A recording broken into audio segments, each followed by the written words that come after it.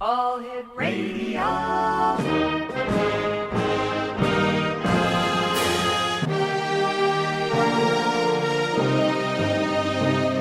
Welcome to the X Zone, a place where fact is fiction and fiction is reality. Now, here's your host, Rob McConnell.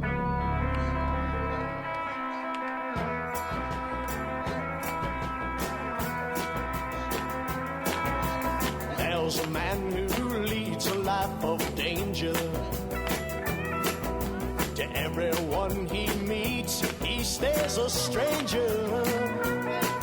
With every move he makes, another chance he takes. And welcome back to the X Zone, everyone. I'm Rob McConnell. We're coming to you from our broadcast center and studios in St. Catharines, Ontario, Canada, on Classic 1220, your hometown radio station, and around the world on www.classic1220.ca. The X Zone, as you know, is a place where people dare to believe and dare to be heard. We come to you Monday through Friday from 10 p.m. until midnight, right here on your hometown radio, Classic 1220, and streamed at classic1220.ca. My guest this hour is Art Keller. He served in the U.S. Army during Operation Desert Storm and later spent 7 years serving in the Central Intelligence Agency's Directorate of Operations, where he worked on cases to block the proliferation of weapons of mass destruction and terrorism issues. Now, while at the CIA, he served as a weapons inspector in the Iraq Survey Group and concluded his time at the CIA as an acting chief of base in Northwest Frontier Province of Pakistan. Since leaving the CIA, Art has been a freelance author, commentator, and journalist, published in a variety of leading magazine outlets, including the Technoskeptic, Forbes.com, Newsweek, the New York Times, the New York Daily News, the Washington Post, ForeignPolicy.com, CNN's security clearance, ValueWalk, Newsmax, the Langley Intelligence Group Network, and many others. He's appeared on CNN, CBS, PBS, NewsHour, the National Geographic Channel, and the BBC. He is the author of the espionage thriller Hollow Strength, about the CIA and Iran's Revolutionary Guard. He is currently working on the sequel to Hollow Strength, and I'd like to welcome Art Keller back to the show. Art, welcome back. How are you? I'm doing well, Rob. These are busy times. You and I were talking briefly before we went on air about our artificial intelligence, and it seems to be going crazy. Art, are there any concerns that the citizens should have about the rapid growth of AI? Well, it depends on where you get your news from. If you get your news out of the companies of Silicon Valley, they are promising a very shiny, happy future. But, if you get polls from the average American, when they look at things like potential job losses, there's some real concern. But the deeper you dig into it, the more you're like, this stinks, because a lot of people who have been major voices in the development of AI, like right. A person like Geoffrey Hinton is just one name, but there are many. And Geoffrey Hinton was key to the development of the kind of neural networks that are behind the current versions of AI. And he's begun to say, I'm starting to wonder if my whole life work has been a mistake, because I'm starting to think these things could be dangerous. And the reason they're saying that is not because, I don't know if you've gone and you messed around with ChatGPT or one of those sure. others. They can be fun, and sometimes they make mistakes. Sometimes hilarious mistakes. But it's like, well, how does that translate into danger? And the answer is, they're getting very powerful. They're getting very knowledgeable. And here's the key part. Nobody knows how they work.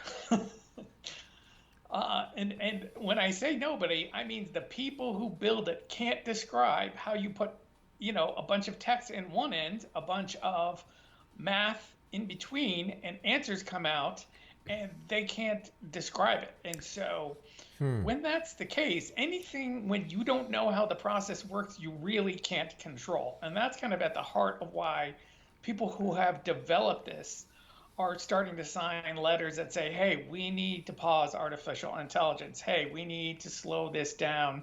We need to, pass legislation, putting some sort of regulation on this kind of thing. So yeah, it's a very concerning topic, and particularly for people in who've been writers, as Right. I've been for a while now.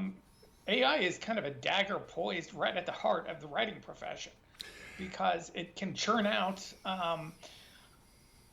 text, and there's not really any heart or soul behind it, but it does it incredibly quickly and with incredible facility, and it doesn't really leave any place for humans. First of all, I'd like to thank you for your service over the years in keeping democracy free for one and all. It's appreciated, Art. And number two, when I ran my name, I said to chat, the AI, who is Rob McConnell? And they did this real nice job about everything I've done on the radio, but he died in 2015. Yes, that's what they call the hallucination problem. And so it made the news. It famously or infamously made the news, and it's one of the reasons that lawyers have stopped using some versions of AI, because one lawyer used a version to prepare a brief, and he went in front of a judge and he cited a case, and so the case that he cited, the case law he cited didn't exist. The case that he cited didn't exist. So the AI had made up the law. It had made up the case that talked about the law. Wow. And it didn't admit either. It just, it was a complete confabulation. And so that's one of the things that the AI companies are trying to grapple with. But, let me tell you, one thing that I've done recently is I've been looking at an open source disinformation project called CounterCloud. So a gentleman, and he your listeners can go to YouTube and check this out. Put in CounterCloud, all one word. It's just like what it sounds, CounterCloud. So a gentleman has taken an AI, one of Meta's AIs, and he stripped off the safety mechanisms, which is not very hard. And basically, he just tuned it to start turning out disinformation. So he wanted to show it could be done. It could be done by someone who's not an AI engineer. It could be done for minimal money. So he did this. The video's there to see. Now, he went to journalists to talk about it. So I'm still working on the article about it. But in short, his tuned AI started churning out disinformation at the rate of in 4 days, it produced about 200 articles. Wow. And it was fake articles written by fake journalists, commented on by fake people on Twitter. Now, he didn't release this into the wild. He kept this in an archive, a password protected archive, but he showed it to me. I checked them out. I read the articles. It can do what he says it does. And one of the things that really disturbed him about this AI that he got from Meta was he said it was really good at turning out hate speech. And what he meant by that, what disturbed him, was that he said, look, when you see like someone saying something very hateful on the internet, usually what happens is it's terrible, but it's not terribly well written or supported. He said this was very disturbing to him because it was both very bad and very well supported. And that's a combination you don't usually see. Like really well written, persuasive hate speech. So that's what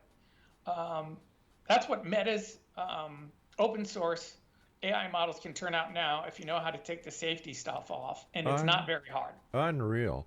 How is AI going to affect the job markets? Well, so OpenAI, that's the company most people have heard of because they put out ChatGPT. So OpenAI did a study with I want to say University of Pennsylvania economists, and I'm spitballing the numbers, but I'm in the ballpark here. They said basically, about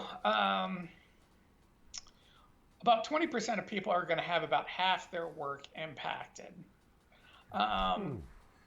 And so just to do a little math here, if half your work is impacted, there's another way of saying that. It's like they don't need you to do that work. So, and in certain fields like writing, 100% of the job is impacted. So if you're a writer or make your living through writing substantially, then the chances that you're going to still be making your living as a writer, unless you happen to be at like a very well-known, like the New York Times or the LA Times, or, a big outlet in, say, the Toronto Star, some big newspaper, then, it's going to be death for the freelancers. Freelancers were already under assault. And I had to know because, stuff that I could sell for $3,000 15 years ago, I can't sell for $300 now. That's just the nature of the beast. But, AI is kind of going to do that for all kinds of intellectual content production. It's just going to be farmed out to AI. And it's not that it does a great job. Like the AI content that I was talking about, the automated propaganda system produced by Countercloud. Right. Only about 20% of it was really good to go. It's not like something that I would write and release. But if I were hired as an editor and I had that as the output to fix, I could fix most of what it did and make it creditable and churn out 10 articles a day. Now, generally, it takes me weeks to do a single article.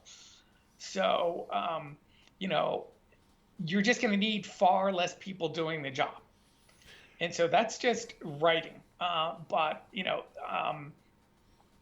there are also versions of AI that don't do that hallucination things that are going to be wiping out a lot of the rote work with a lot of intellectual jobs, like document discovery if you're a lawyer. It's a very tedious but very important work where you have to read through hundreds of thousands of pages. Well, AI has been able to do that particular task for a while. And so there are a lot of jobs where it's going to wipe out your job, and then you're thinking, oh, I'll do another related job. It's going to wipe out that job too. That's the problem with AI. We've seen that in the broadcast industry, where big companies CBC, Bell Canada are laying off left, right, and center. And then the newspapers are suffering tremendously because of the market switch. A lot of people are going to the digital format instead of the print. And then because it's a lot less expensive for advertisers on the digital format than it was in the print format. And it's a vicious circle. Oh, yeah. Well, unfortunately, that's been going on for quite a while. I mean, my first job in writing, this is actually before I joined the CIA, I worked for the Arizona Republic, which was the largest newspaper in Arizona, which is in the southwest of the U.S. for people who aren't familiar. So it's a good-sized paper because it was, a metropolitan area of about 1 million people. And this was really before the advent of the internet. And even then, newsrooms were being cut to the bone 30 years ago, and that was just to gin up profit. Since then, newsrooms have become desperate, and thousands of small newspapers and magazines have closed. Exonation, my guest this hour is Art Keller. His website is artkeller.com. And Art and I will be back on the other side of this break as the X-Zone continues with yours truly, Rob McConnell, from our broadcast center and studios in St. Catharines, Ontario, Canada, on Classic 1220.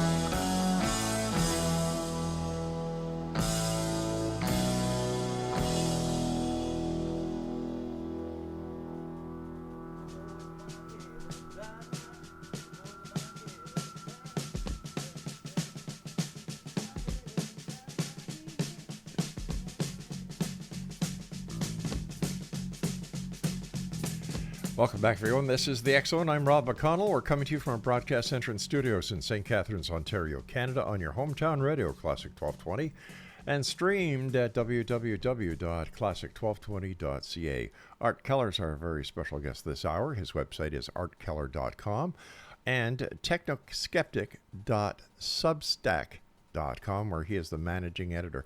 Art, thanks very much for joining us. And you and I were talking about how artificial intelligence is going to affect school kids. And you just were going to tell us something when we had to go to that hard break. Sure. Well, a couple things. Let's circle back to what I told you before about the education software spying on them. Yeah. But first, kind of like a bigger consideration. So I was talking about David Krakauer. He's a brilliant guy. He heads the Santa Fe Institute think tank. Mm-hmm. And so, he's been thinking about big issues like this for a long time. And one of the things he studies, and I know it sounds funny, but he studies human stupidity. And so he in studying that, he complexity in human stupidity is really what he studies. And so and this is one of the topics that he's an expert in is how people learn, how people make decisions, how information crosses pipelines. And one of the things that we talked about, one of his big concerns about AI is it's going to outsource kind of the rote learning.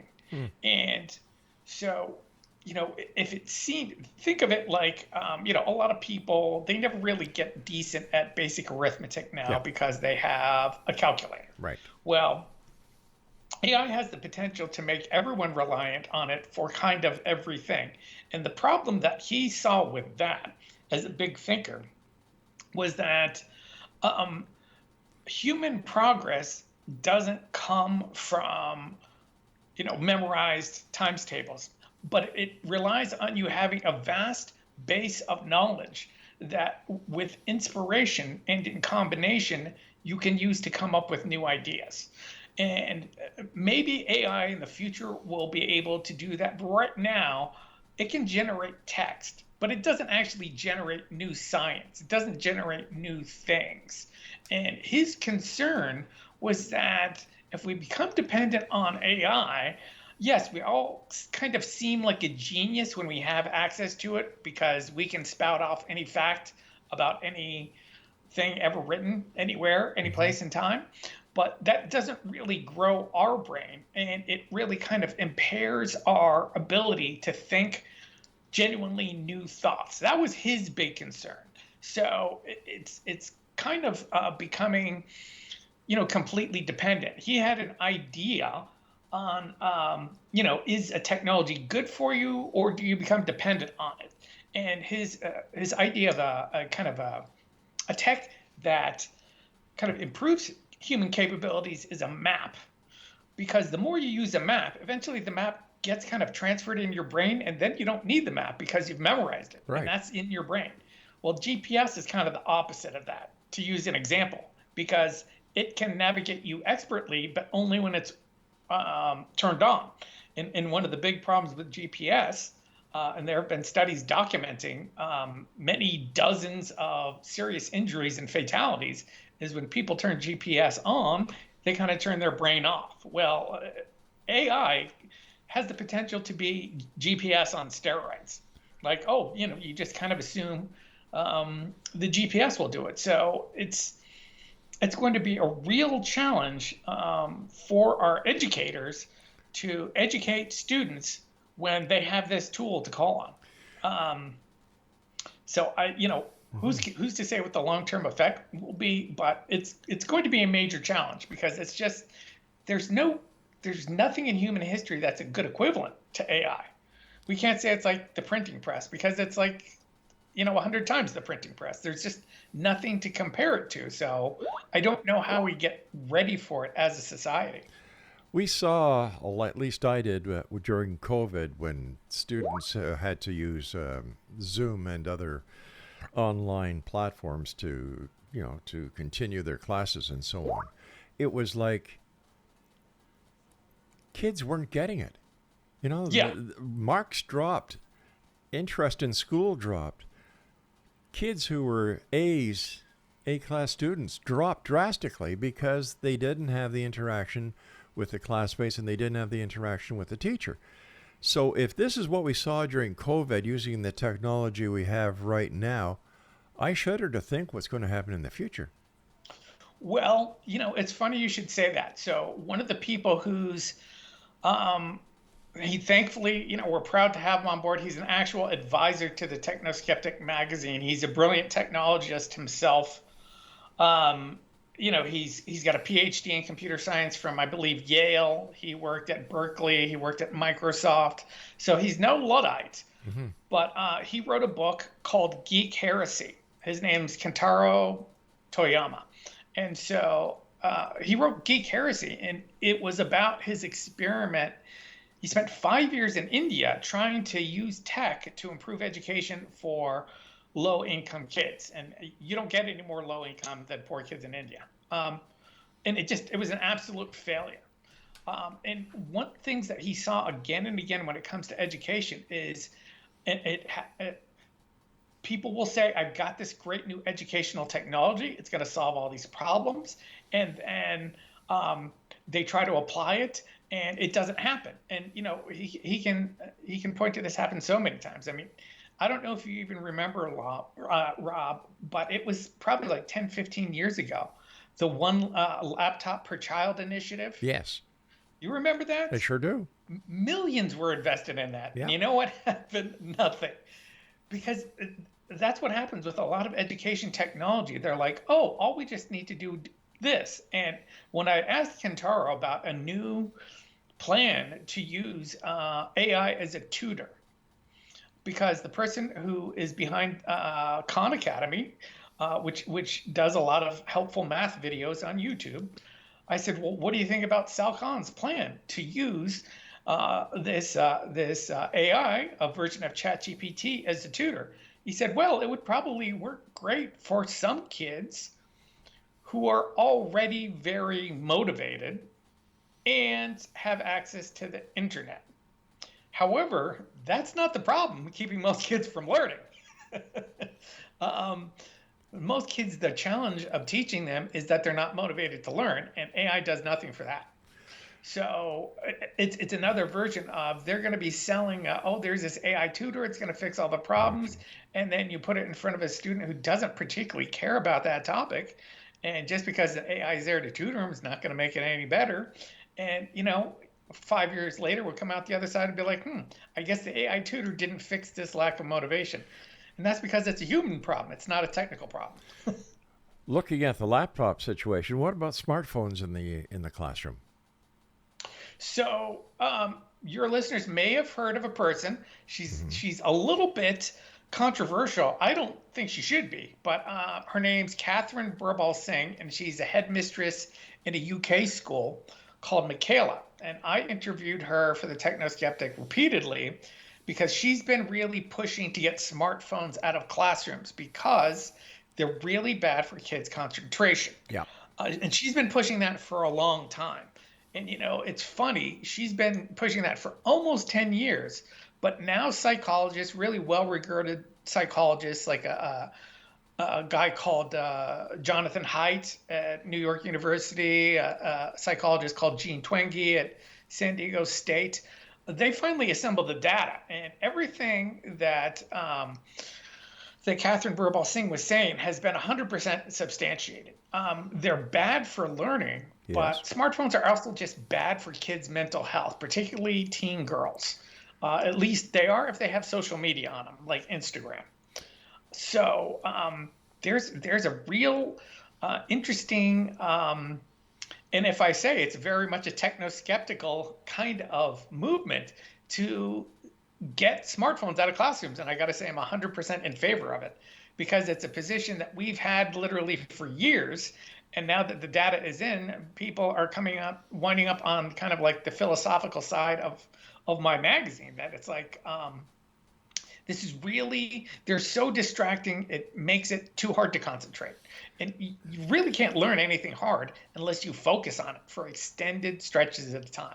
I There's nothing easy in life. I agree with you 100%. I would love to see them out of the classrooms. In my opinion, they have no place in the classroom. The old excuse, well, in case I need to call my parents. Well, you know what, sweetheart? When I was a kid, we had something called a dime and a telephone booth if you needed to call your parents. It's like kids are spoiled, and it seems like someone is dumbing down the kids. Is it the educational system? Is it the parents? Is it some nefarious force out there? But it seems that our kids are getting dumbed down, and that they're, when I went to school, I'm sure when you went to school, there were ABCs, there were rules, regulations. You called your teacher sir or ma'am. But now it's like a fraternity house instead of a school. Well, that's one of the other reasons that Catherine Bobal Singh's school is so successful. One, she fights really hard to get smartphones out of the students' hands. But two, it's also old-fashioned strict. Yeah. People have to pay attention to the teacher. People have to do their homework. And so a lot of the people who don't like they want something, called child-led learning. She's like, no, that's ridiculous. Children are there to learn. They can't lead the learning. They don't know enough yet. So she's very much conservative and old-fashioned. And here's the thing. People don't like it because they don't like some of her quote-unquote conservative notions. But her school, it's the equivalent of a charter school, is the highest rated school in the UK. So you can't argue with the results. But, just talking about the fractured attention, it is funny how a lot of the people who are really serious technologists are the people who are the most critical of the technology. Like I told you about the Kentaro Toyama, who wrote a book about how tech doesn't help education. There's another gentleman, Cal Newport, a New York Times bestseller. He's a computer scientist at Georgetown. We interviewed him, and he wrote a book called Deep Work. And he was and he's a productivity guru in addition to being a computer scientist. And his point was like, look, unless you can focus and concentrate, people who can focus and concentrate are going to have no problem with the modern economy. But people who are distracted by their technology are going to be in deep trouble because they can't do the hard work that it takes to survive. Because you have to be in an environment of continuous learning, and you just can't do that if you're always distracted by your email or your phone or now your AI. Mm-hmm. So it is so funny that a person who came up with a bunch of strategies to get away from technology and to have it minimally interfere with your work and life is a guy who writes computer code for a living. But that's the world we're living in. All right, stand by, Art. We've got to take our second break here. Exonation, our guest is Art Keller. His websites are artkeller.com, and his magazine is technoskeptic.substack.com. And we'll be back on the other side of this short break as the X Zone continues with yours truly, Rob McConnell, from our broadcast center and studios in St. Catharines, Ontario, Canada. You're on your hometown radio, Classic 1220 and classic1220.ca.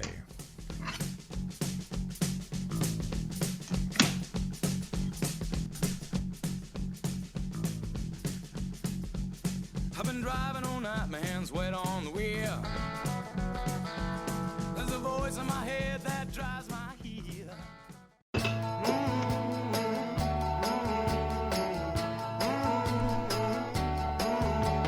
Carry me home to Birmingham, to my Sarah Ann, to where I grew a man. Carry me away from this old war.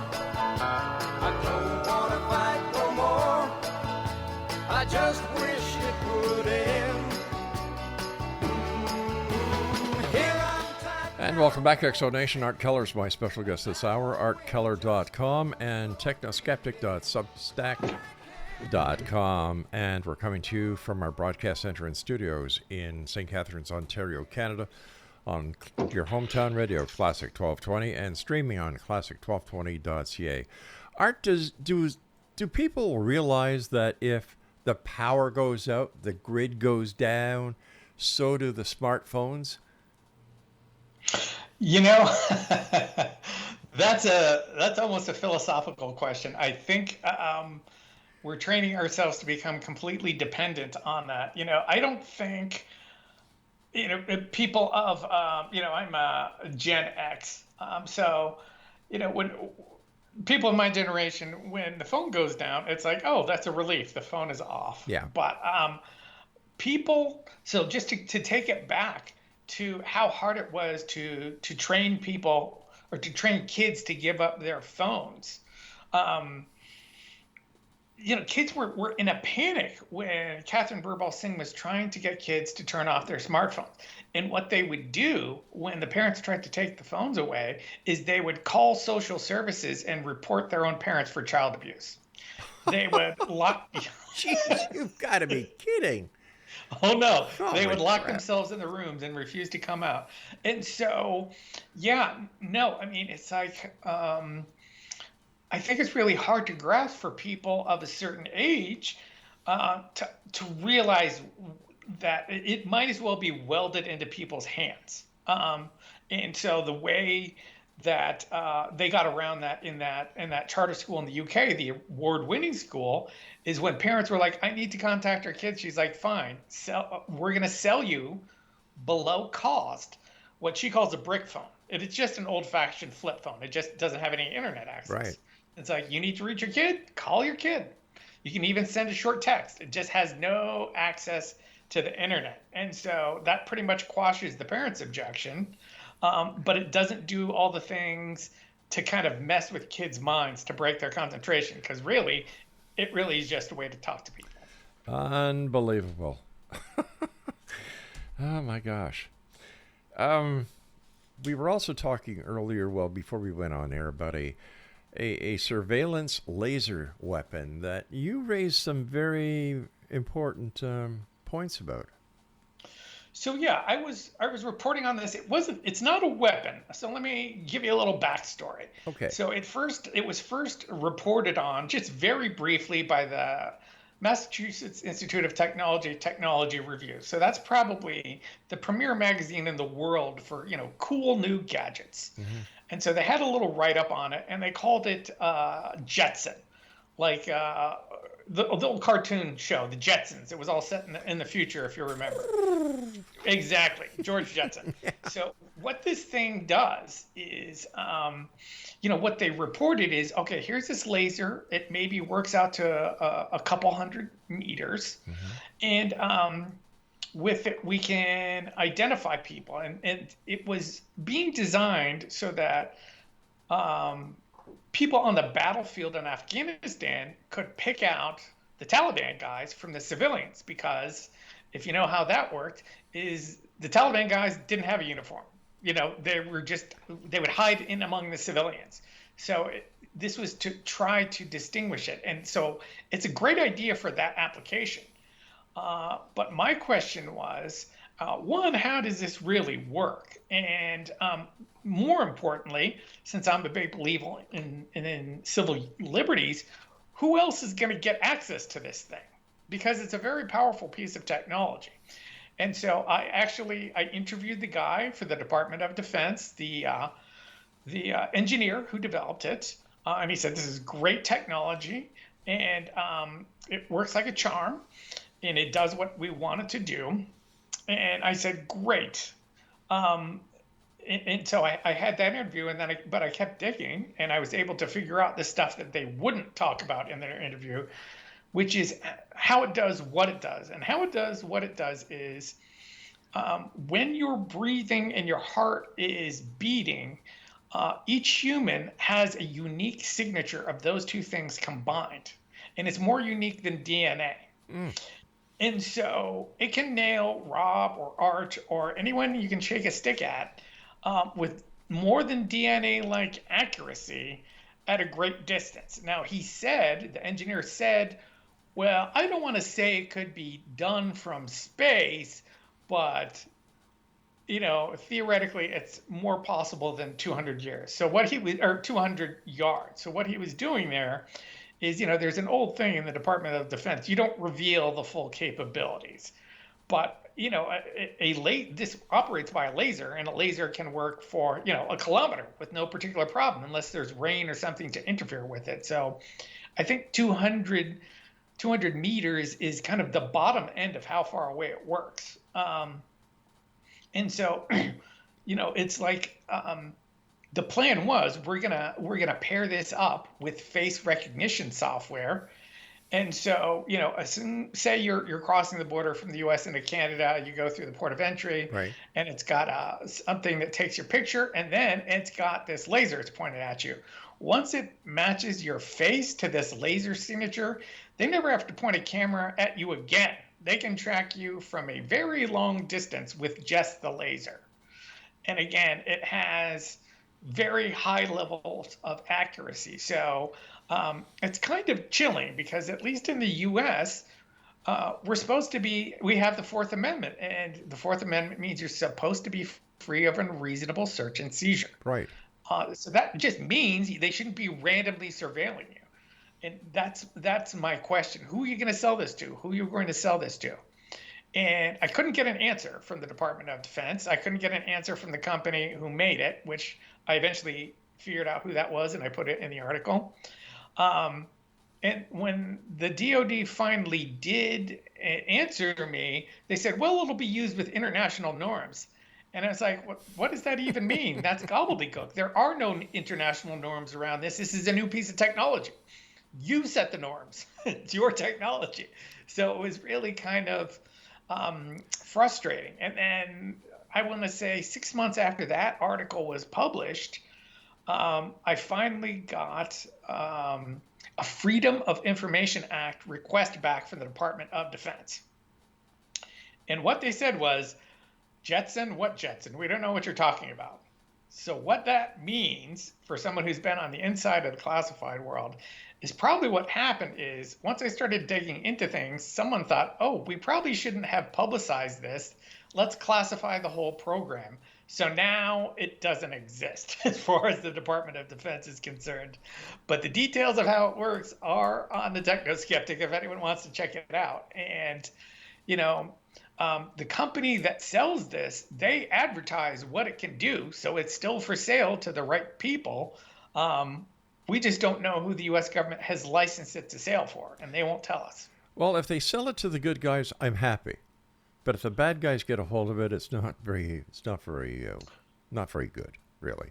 Well, I just don't want. I don't know if you guys saw this, but I grew up watching what was it called, the Andy Griffith Show. Oh, of course, yeah. I don't want every Barney Fife in the world having access to this thing, so he can surveil me from a kilometer away for no good reason. But there should be a reason for pointing a camera or pointing a surveillance device at me, and that's very frustrating. I agree, and that's why Barney only had one bullet. Exactly. Exactly. He had to keep it in his pocket. Yeah. Oh, my gosh. Earlier we were talking about schools, and, we talked about the phones in schools and so on. But you and I were also talking about educational software that they use to spy on and monetize. Yes. So we did a report on we kind of summarized a Human Rights Watch report in something that we did for the Technoskeptic, and we had to summarize it because there was 120 pages, and who's going to read that? But so this is a ed tech. So, it was, and not to get conspiratorial, but one of the things that COVID did when kids were staying at home, governments and companies had to figure out a way, it's like, how are we going to teach these kids? And as you already discussed, the classes on Zoom didn't go really well. No. So there was rollout all around the world of various versions of educational software. But what a lot of governments did not say, and some of this appeared in Canada as well, is that some of this educational software is monitoring the children as they're using it. So it's gathering information on, what they're entering, their interests, their answers, and, this is and that information is gathered up and sold. So that's the kind of information kids are very easy to manipulate. That's one of the reasons we try and keep them away from technology. And so it's kind of really cheating if you have this software that's spying on them and that companies are packaging up the information or selling it. And a lot of times governments are aware of this and they're just not telling the parents. And in Canada, so I have a list. There was a list in the report: 56 government-built educational tech products sent children's data to ad tech companies. In Canada, the three companies, the product they were all in Quebec, and the product one was called CBC Kids, another was called Mathies, and another was called PBS Learning. So these were all built by the government, and then sending children's data to ad tech companies. And ad tech companies is a fancy way of saying data brokers. We compile and sell the data to whoever wants it. So I don't know many parents who would be okay with their children being monetized when you thought they were getting an education. I think most people would be against that if they knew about it. But that's why parents aren't told about it. I agree. And, there's even companies like Temu who does the same thing. They give you these great prices. You feed them all your data, and they sell that data to other people. Yes. Yeah, another version of the same thing. Yeah. Well, there's a very smart woman. We're going to be rerunning something we did with her, but it takes a while to tee up because she wrote like a 750-page book. But her name is Shoshana Zuboff. She's a professor at Harvard, and she wrote a book called Surveillance Capitalism. And what we're talking about right here, this is a version of surveillance capitalism. And it's the business of gathering information on all of us and selling information on all of us. And, ultimately, that's why Facebook is free. That's why Google is free. That's why all these free things are free. It's like, well, it's because we're not the users, we're the product. We use the things, and the things we're using gather information on us, which are then sold off so people can advertise to us. Now, in the U.S. and at a lot of places, information that the government is not allowed to get with a warrant, it can then go buy from one of these data broker companies. So it's like, well, it seems harmless when it's just like, oh, who cares if Google reads my email? And it's like, well, it's not that it reads your email. It just reads your email plus everywhere you went on their internet, everything you ever looked at, a million other things. And then it has deals with, your grocery store so that it knows what you bought there and a bunch of other things that you're not aware of. All right, Art, I hate to do this to you again, my friend, but we've got to take our final break. Art Keller's our guest this hour, X Zone Nation. And Art will be back with me as we wrap up this hour and this evening here in the X Zone from our broadcast center and studios in St. Catharines, Ontario, Canada, on your hometown radio, Classic 1220, streamed at classic1220.ca. Carry me with you round.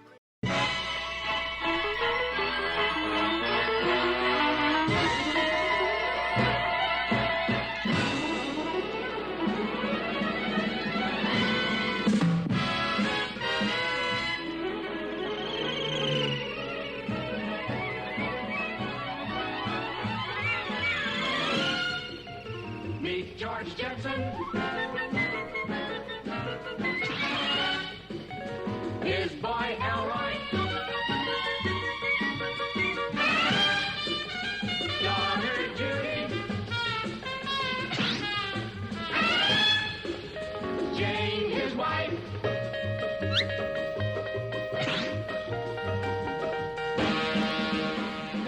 And welcome back, everyone. That was the Jetsons theme from the TV show, and our producer Craig was actually able to find that in the archives, and he played it for Art Keller, our guest this hour.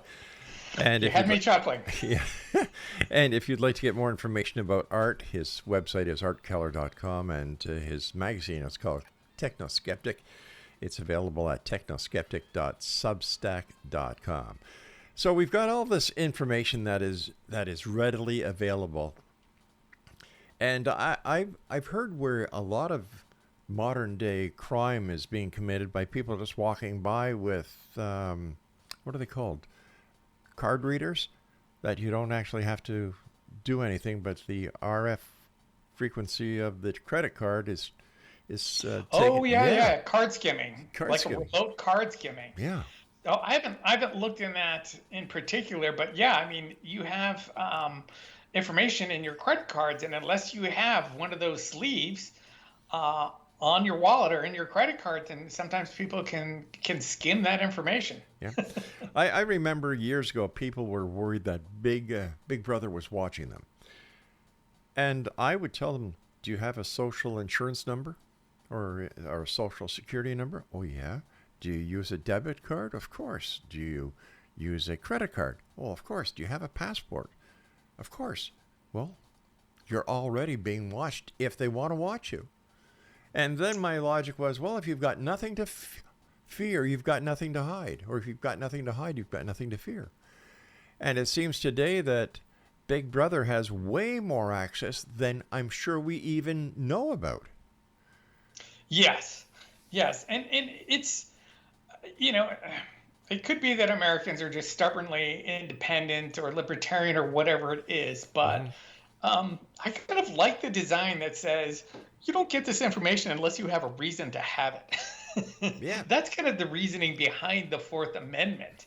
And so the idea of you can just gather infinite quantities of information, be it from the government or from corporate entities, they can use it however they want. Well, one thing we know that corporate entities are using, they're using it to sell more to you. They're using it to subtly manipulate you. So one of the things that people are really worried about in AI is that it will be able to micro-target ads to you because it'll know you inside and out. It'll know everything you put on the internet. It'll know everything you've ever bought. It'll know what really gets you angry. And so they're also really worried about that in the 2024 election system in the U.S.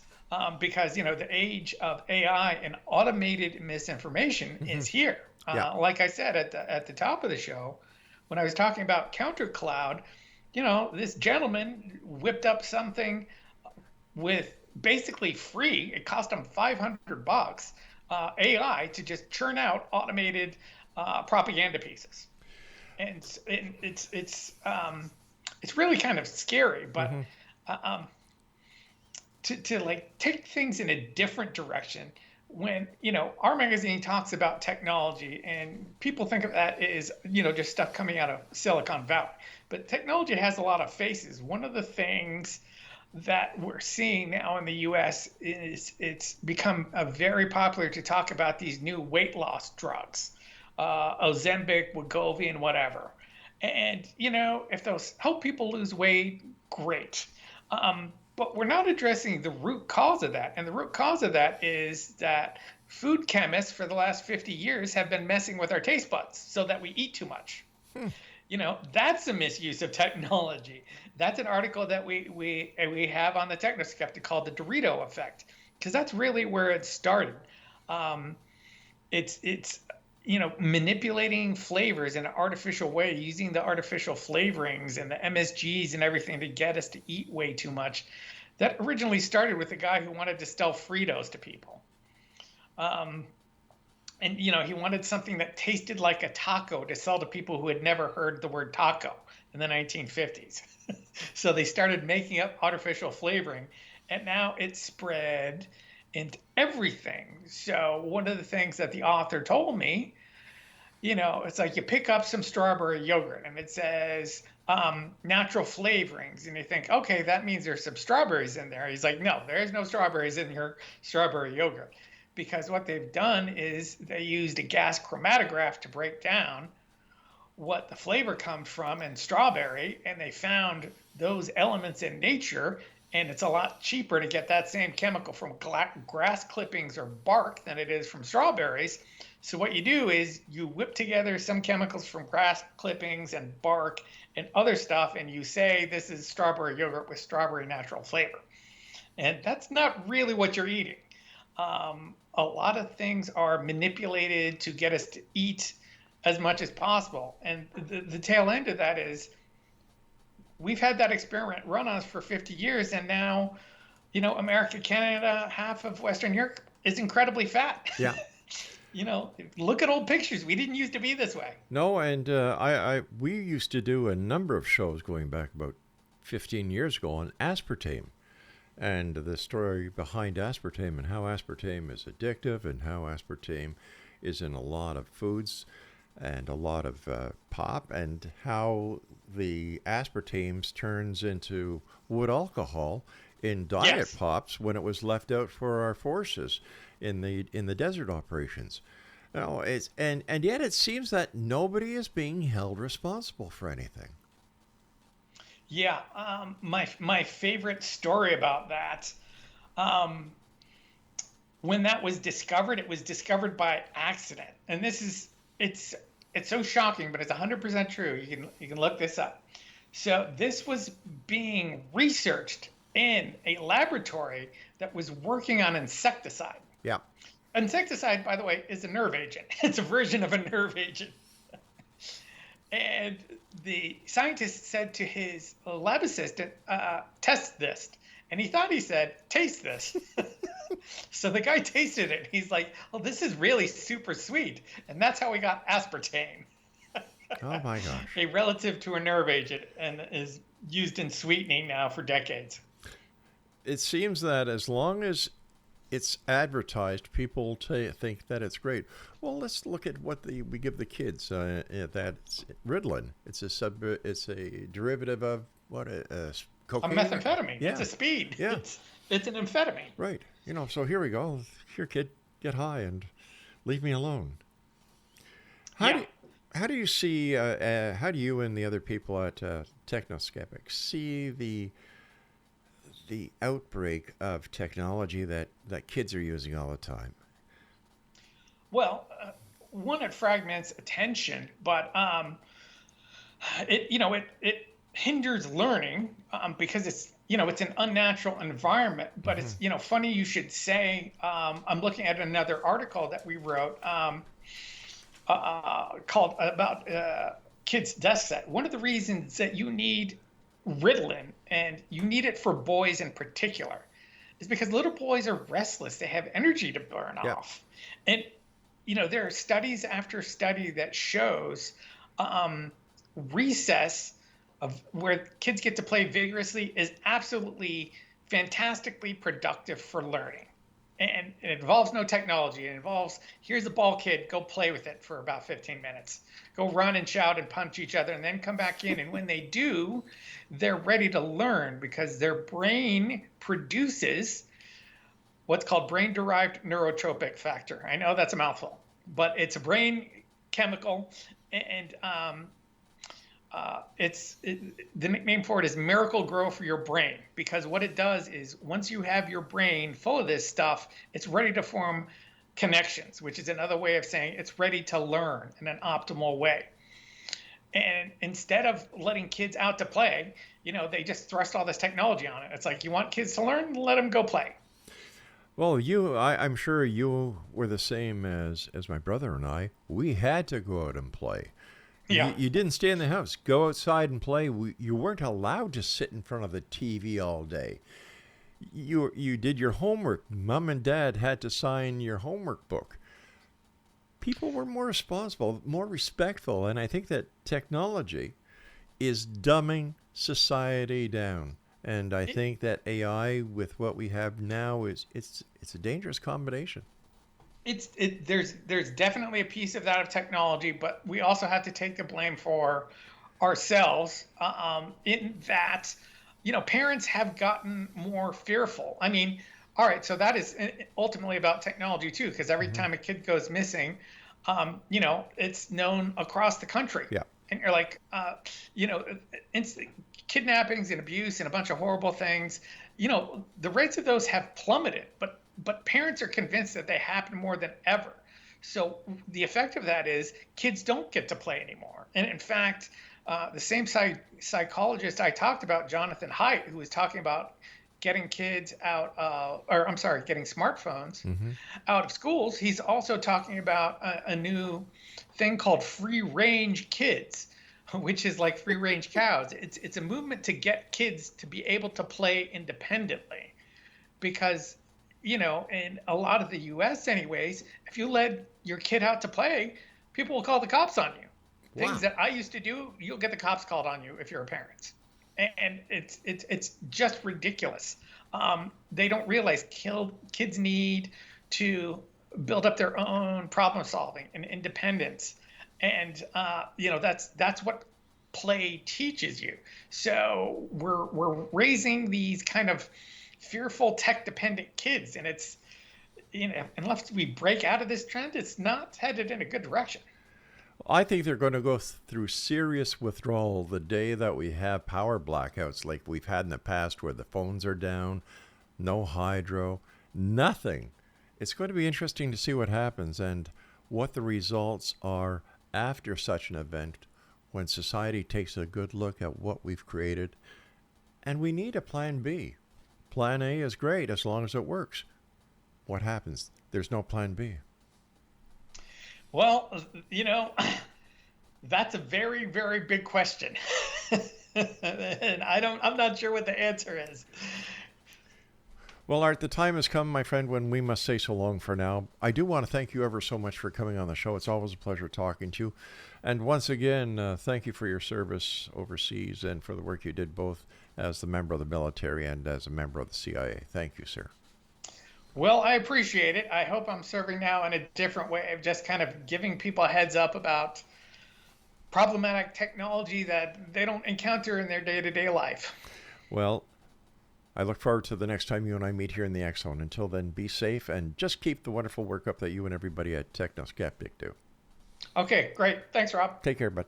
All right, X Zone Nation, that's it for tonight. I will be back on, the next edition. I think it's Monday, as we cross the time-space continuum to this place that I call the X Zone, a place where people dare to believe and dare to be heard, Monday through Friday from 10 p.m. Eastern until midnight. From our broadcast center and studios in St. Catharines, Ontario, Canada, on your hometown radio, Classic 1220, and streamed around the world on classic1220.ca. So until next we meet here in the X Zone, remember, X Zone Nation, always keep your eyes to the sky and your heart to the light. Good night, everyone.